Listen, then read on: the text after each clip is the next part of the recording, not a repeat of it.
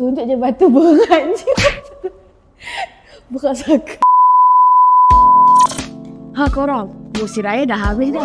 Sekarang nak masuk musim kahwin. Mesti korang tengah fikir macam mana nak pikat hati mak mentua kan? Kalian nak share tips macam mana nak pikat hati mak mentua dengan menggunakan bantuan batu. Tips yang pertama, nak nampak manja, lembut.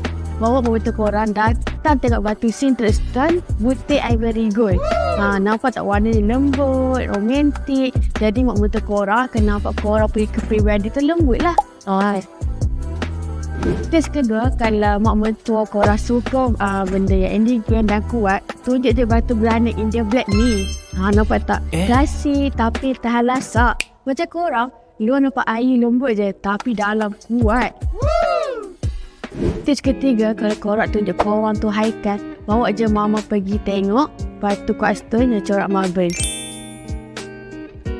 Nanti cakap je kat mama, nanti kita ada dapur meci-meci. Mesti melting hati mama nanti. Hati masuk dapur, terus tengok table lawa. Terus cakap, menantu saya. Lepas tu dia bagi thumbs up dekat anak dia. Dia tengok. Siapa warna warna tahu ni dekat anak mak. Batu berwarna pastel ni bukan sekadar cantik, tapi boleh bantu korang jadikan story korang tu jadi real.